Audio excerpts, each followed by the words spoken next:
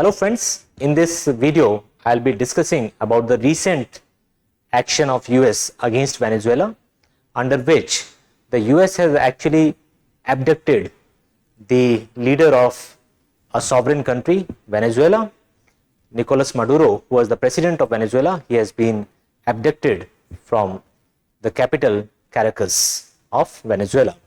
So let us look at this entire episode of what has happened in Venezuela, and let us also try to understand what is important from exam point of view. If you are writing any competitive exam, then what are the various facts of this case which we should know. So here we can see the map of South America, and in this map let us locate Venezuela. So this country which is marked in the green color, this is Venezuela, and the capital of Venezuela is Caracas, and the president of Venezuela till 3rd of January was Nicolás Maduro. He, along with his wife, has now been abducted by United States and taken to United States to face trial on drug trafficking charges, right? So whenever such things are in news, we should also know the map location of the country and also the nearby or the neighboring countries. So we can see that Venezuela's neighbors are number 1, number 2 and number 3. So which are these three countries which are neighboring Venezuela? So number 1 is Colombia, number 2 is Brazil, and number 3 is Guyana. So these three countries are the neighboring countries of Venezuela, right? So we should have at least this much idea about the geographical location of Venezuela, which is a South American country, right? Now the US did an operation. The name of this operation was Absolute Resolve. So Operation Absolute Resolve was done by US.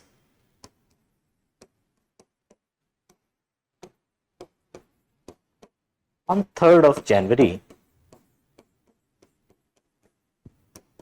to abduct Nicolás Maduro and his wife.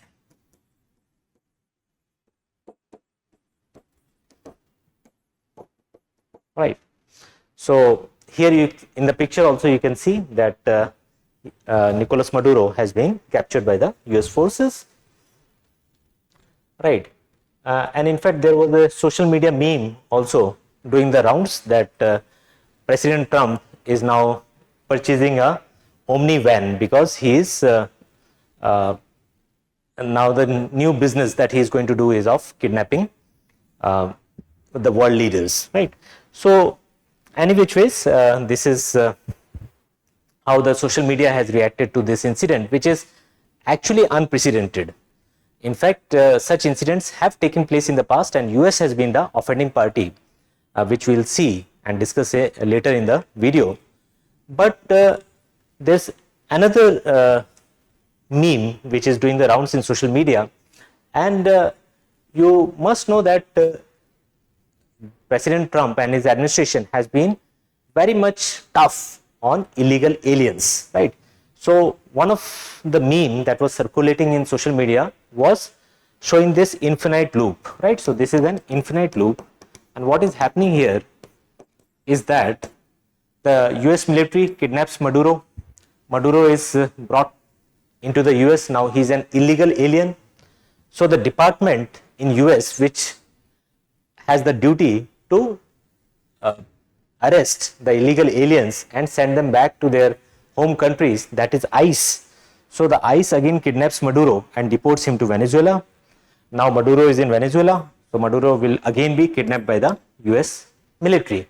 So it will go into an infinite loop. So the people were trying to find some humor in this entire sequence of events, which is somewhat or to a large deal unprecedented in world history, right? But there is past instance when such things have taken place.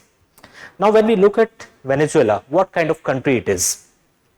So, Venezuela is a country which has the world's largest proven oil reserves, right? So, it is number one in world's largest proven oil reserves, right? And the capital is Caracas, as I told you earlier. The economy of Venezuela is largely based on petroleum resources, right? So, it is also said that its economy is based on petrodollars, or the dollars it is earning by selling its petroleum resources. But it has been facing US sanctions and other sanctions from other countries for a long time, because of which its economy is not doing very well, right?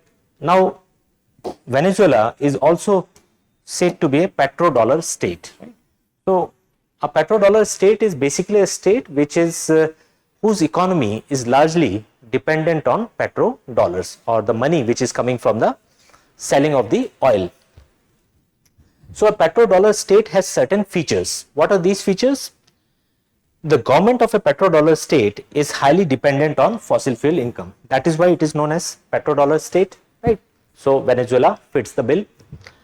Secondly, the economy and political power, the economic as well as the political power in a petrodollar state is concentrated in the hands of a powerful elite, like oligarchy.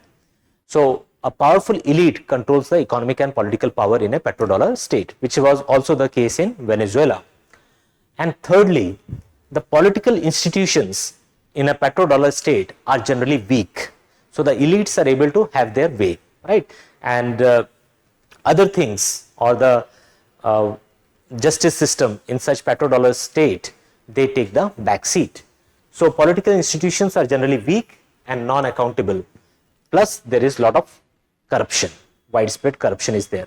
So, Venezuela as a petrodollar state was having all these three things. The government was highly dependent on the income from petroleum resources. The economic and political power was in the hands of an elite. And thirdly, there was widespread corruption and the political institutions were weak. There were allegations against Maduro that he had stolen the elections in 2024. That means the opposition was not allowed to fight fairly in the elections in 2024, right? So, that accusation was also against Maduro. Maduro was in power since 2013.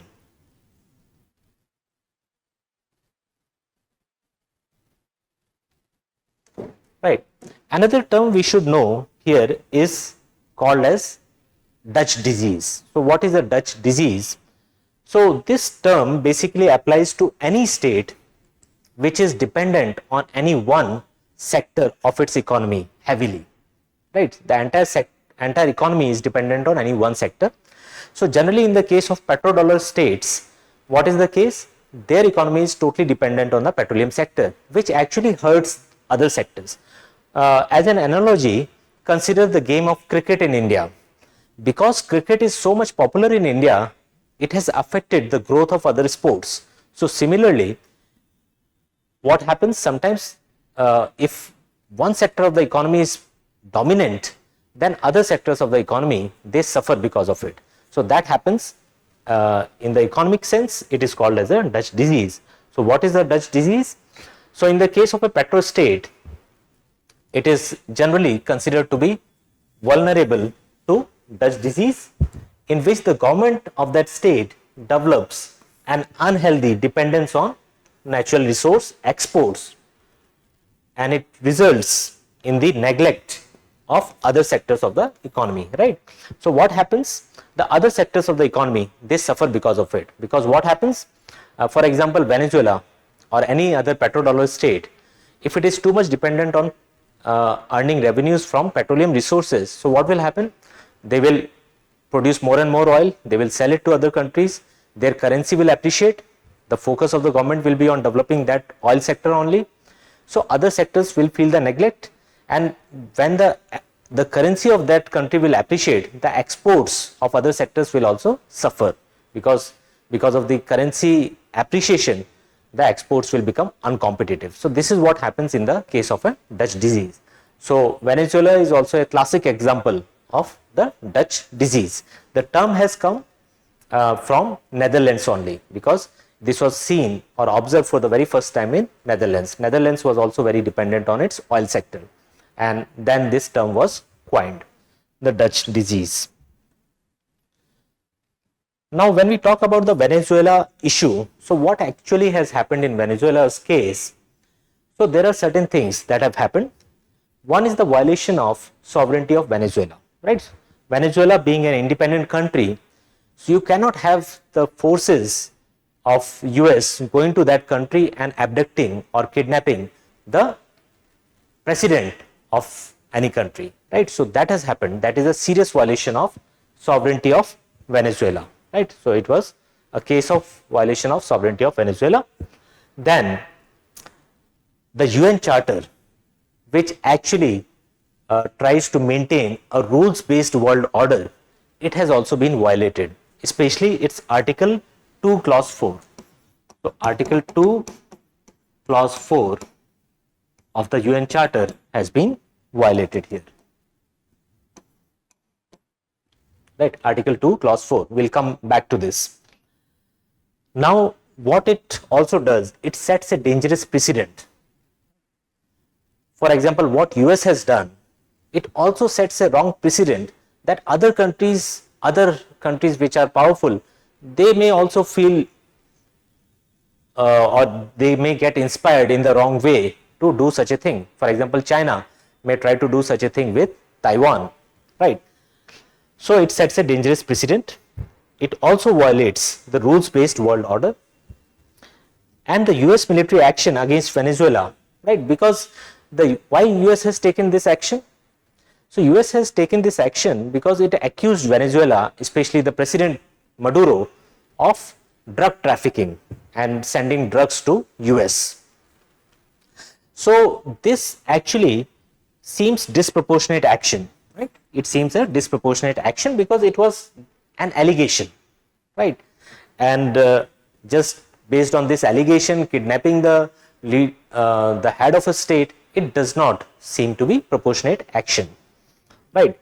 And the name of the operation which US Army did, or the US Special Forces, in capturing Maduro, the name of the operation was Operation Absolute Resolve. This can be asked in exam, so we should be knowing this, right? So what is the charge of US against President Maduro? So US has basically charged Nicolás Maduro and his wife Celia Flores, right, of narco terrorism. So the charge against them is of narco terrorism. That means illegal drug trafficking that they have been accused of. And they have also been accused of trafficking drugs into US, right? Also, they have been accused of manipulating the 2024 presidential elections. So these are the charges. Obviously, these charges do not merit a intervention of the kind that US has done in Venezuela, right? Which shows that might is right, which actually disturbs the rules-based international world order. Now, what are the major criticism of the US action? So one, it violates Venezuelan sovereignty and the UN Charter. Secondly, it is disproportionate action. Thirdly, it will have a negative impact on the rules-based world order, right? So it becomes a free-for-all. Any country can actually do this, right? Now, let us look at the principles of UN Charter, right? How the UN Charter has been violated in this case and what the legal experts have to say on this. So the UN Charter, right, which basically governs the norms and rules of the international system, it's Article 2 Clause 4. Under Article 2 Clause 4, what it says? It says that all members of the UN shall refrain. That means they will not do anything such as threatening to use force or maybe using force against territorial integrity or political independence of any state. So what does Article 2 Clause 4 say?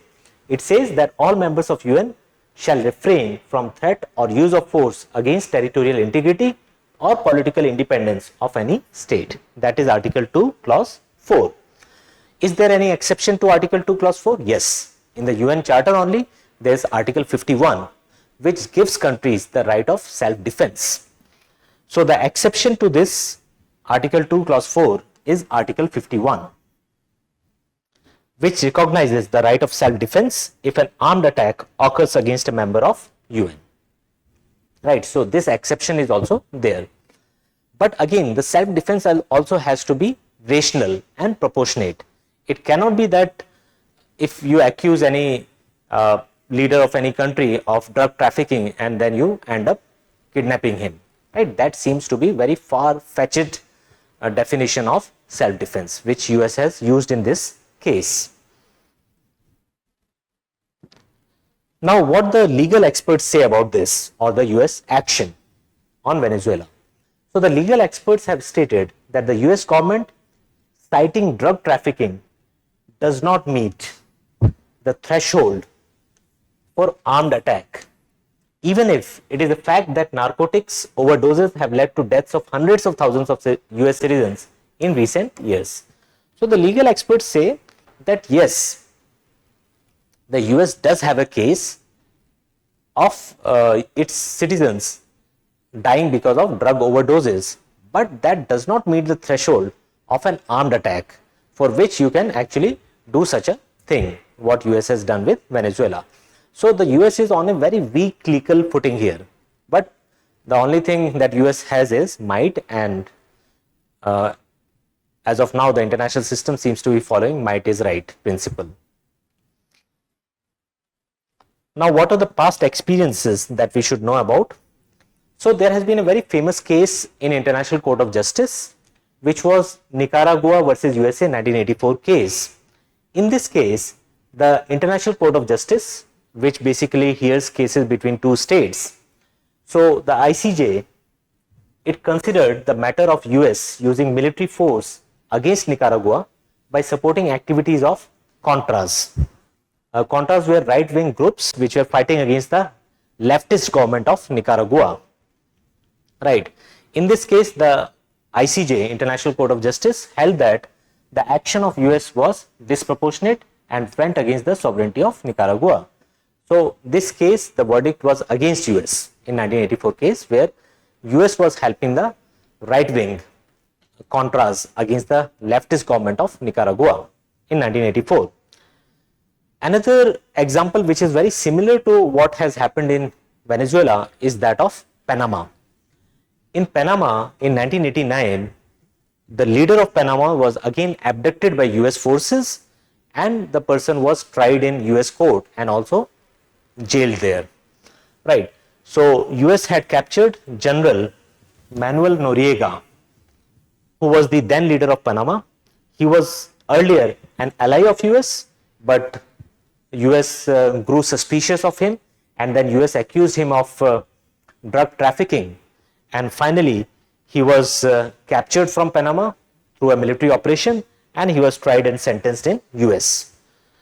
The United Nations General Assembly at that time also had condemned the invasion of Panama by US forces, right? But it seems that everything is okay for US. US can do what it wants.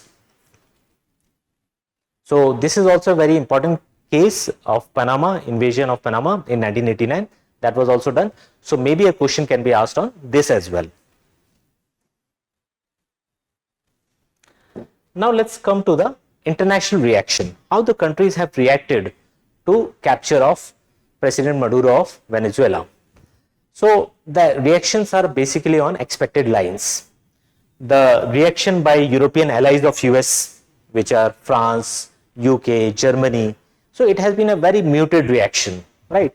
Otherwise, these countries are are quick to impose sanctions and take other strong measures against any country, right? For example, there was the coup in Myanmar, and these countries were very quick to impose sanctions on Myanmar military government.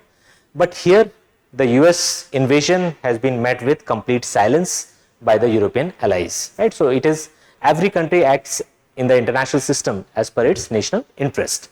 So the European countries, muted reaction, hardly any reaction. They are saying that we are studying the situation and so on. What about Russia and China? Russia and China have been the most vocal in criticizing US action, again for their own narrow vested interest. So what has Russia said? Russia has criticized US action and called it an act of aggression against Venezuela. But Russia also did something similar in the case of Ukraine, but at least Russia had a better ground, right? Ukraine was trying to join NATO, and which posed a security threat to Russia, right? What about China? China has been most critical of US, and China has called upon US to release Maduro at once and resolve the issue through dialogue and negotiation. China has also called the US actions clear violation of international law, basic norms in international relations, and also the principles of UN Charter have been violated by US. So China has been very much critical and vocal against the US actions in Venezuela. And because one reason why US did this action against Venezuela was Venezuela's growing proximity with China. So in a way, it is being seen that US was trying to counter the Chinese influence in Venezuela, right? And what about India's reaction? India has expressed deep concern at the development in Venezuela. So this is a very standard response from India, and we should look at the basic reasons why India has come up with such a stand. Right.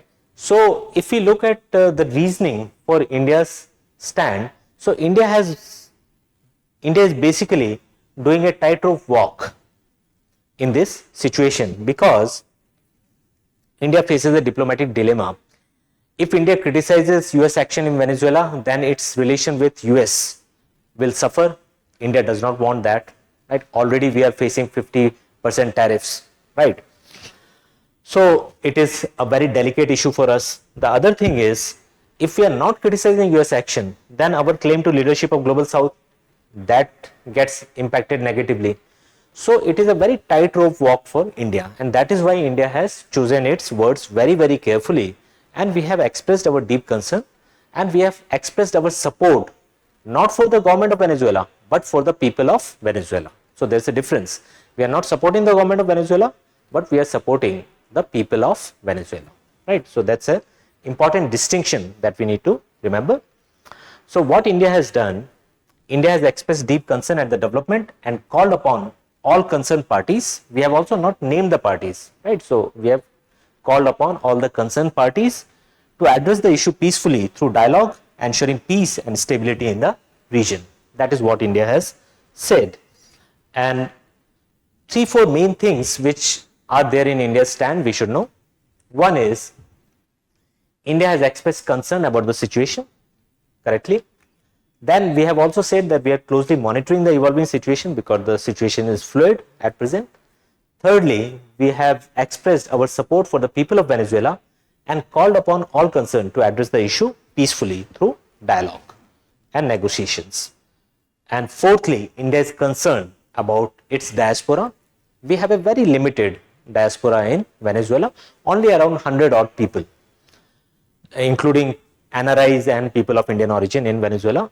So India is also concerned about the safety and security of its diaspora, numbering around 100 in Venezuela.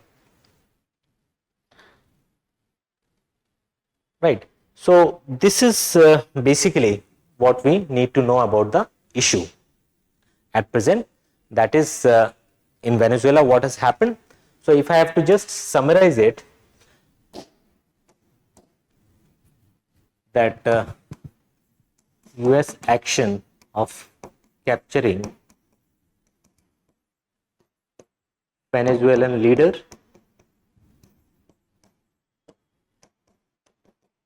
Nicolás Maduro, right, in January 2026.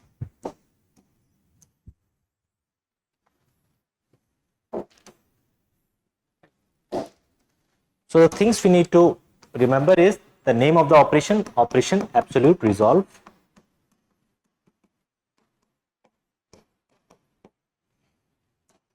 Operation Absolute Resolve. Then next thing we need to remember is that so President Maduro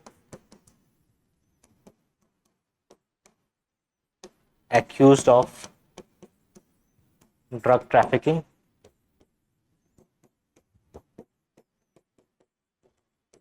mainly, right? Then US action violates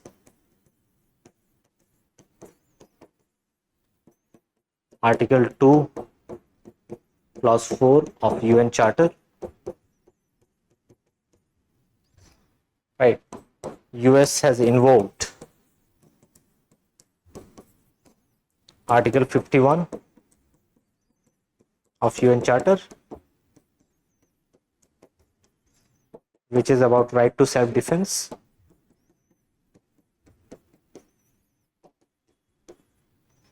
Self-defense, right?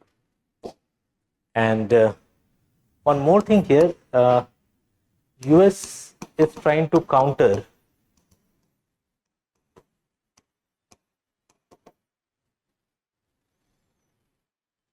the increasing presence of China in this region, South America, and ultimately it is all about oil. So US is interested in oil of Venezuela, right? So it is all about oil. So this is what we need to know. The Article 2 Clause 4, which has been violated in this case, Article 51, right to self-defense in UN Charter, which has been invoked by US. Operation Absolute Resolve is the name of the operation that has been done, right, by the US forces. And Nicolás Maduro was basically accused of drug trafficking, right? So this is what we need to know about the Venezuela case as of now. Now let's look at some of the questions which you can try to answer. So the first question is, US actions in Venezuela has violated which article of the UN Charter? Options are A, Article 1, B, Article 2, C, Article 3, and D is Article 4. Right, so you can write your answer in the comments. And another question is, US had committed similar act of abducting a leader of a country in 1989. Identify the country. Was it Iran? Was it Nicaragua? Was it Panama? Or was it Venezuela? Right, so you can attempt these two questions and you can write your answer in the comments. I look forward to seeing you in a different video. Thank you. For more informative content, like, share and subscribe, and do not forget to press the bell icon to get the notifications.